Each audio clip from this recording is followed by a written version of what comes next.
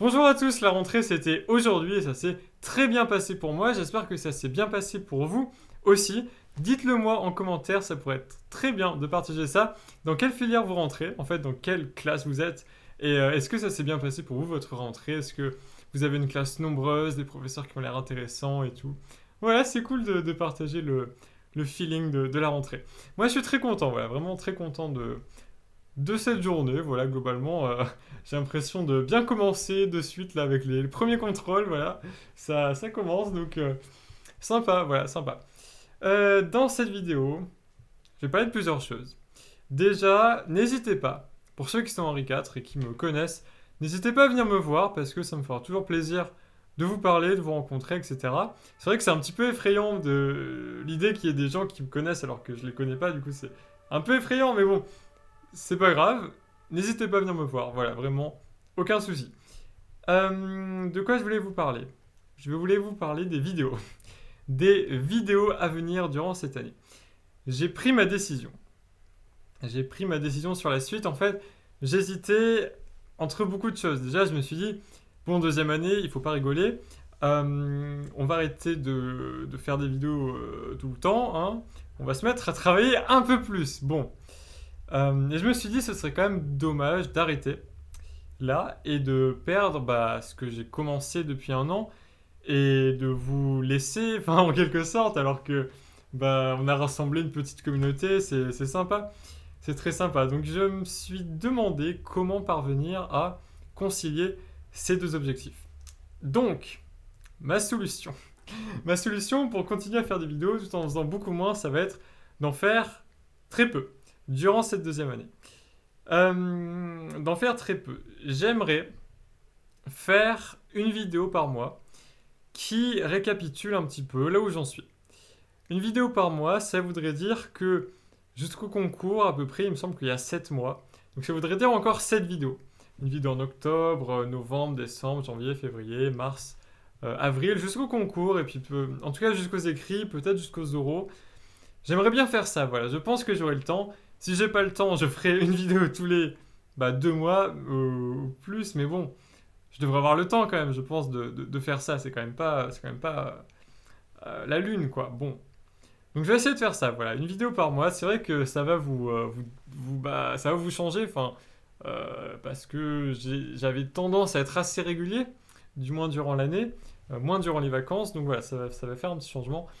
Je pense que c'est mieux. Voilà, clairement, je pense que c'est mieux. Ça me permettra de consacrer tout mon temps à travailler, voilà, tout simplement.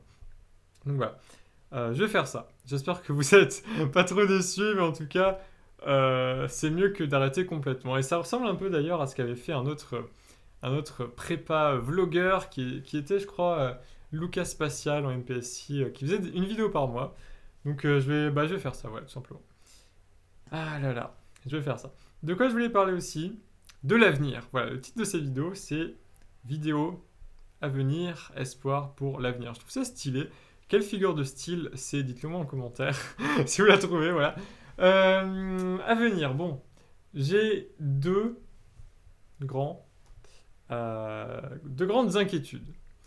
La première inquiétude, ça va être sur, et ça va être c'est d'ailleurs, sur le virus, le fameux. Alors la question c'est est-ce qu'on aura une année perturbée ou est-ce qu'on aura une année normale? Ça pourrait être assez surprenant qu'on ait une année normale en fait, voilà, à bien considérer les choses. Ce serait assez surprenant que tout soit normal, ce serait assez surprenant que on ne soit pas renvoyé chez nous à un moment dans l'année pour cause de Covid. Donc ça pourrait arriver. Et ce qui m'inquiète le plus, ce serait qu'on n'ait pas d'épreuve orale. Voilà. Donc voilà, mon inquiétude porte là-dessus, c'est-à-dire est-ce que j'aurai à faire la moitié de l'année à distance, est-ce que j'aurai à faire des épreuves orales ou pas? Parce que je me suis beaucoup préparé aux oraux. Et si j'ai pas les oraux, je vais vraiment, vraiment, vraiment pas me sentir bien. Voilà. Voilà, voilà. Donc, première inquiétude. Deuxième inquiétude, ça va être sur les concours. Numéro 2. Les concours. Alors, il y en a parmi vous qui ont beaucoup d'ambition pour moi et qui veulent que j'aille à HEC, tout simplement. Alors, je vais être très clair. Je ne veux pas cuber. Voilà, voilà, je ne veux pas cuber. Je prendrai l'école que j'aurai. Voilà. j'espère avoir une école parisienne, parce que c'est des écoles qui sont quand même excellentes. Après, pour les écoles autres, je vais réfléchir tout au long de l'année. Et c'est important pour moi de dire que on a une chance qui est folle. On a une chance incroyable parce que les écoles de commerce françaises sont parmi les meilleures du monde. Et ça on s'en rend vraiment pas compte quand on est français parce qu'on est en mode, bah, la base quoi. Enfin voilà, c'est les écoles de France, voilà, normal. Mais non, les écoles de France sont de très bonnes écoles et très reconnues internationalement. Je pense que le seul pays qui peut rivaliser avec la France en termes de qualité des écoles de commerce, c'est les États-Unis. Alors voilà, franchement, on n'a pas à se plaindre. Voilà, toutes les écoles, même les écoles, milieu de classement et tout, que il y a plein de gens qui regardent pas, mais c'est des bonnes écoles. Enfin voilà, elles ont des accréditations, les élèves font plein de choses super intéressantes. Enfin bon, voilà. C'est important de dire ça. Moi, je vais voir ce que je fais. Mon école, alors, je vais le dire maintenant parce que j'aurai le temps de changer d'avis durant l'année, et c'est le genre de choses qui peut retomber facilement aux euros, et voilà, ça peut pas bien, ça peut ne pas bien se passer après.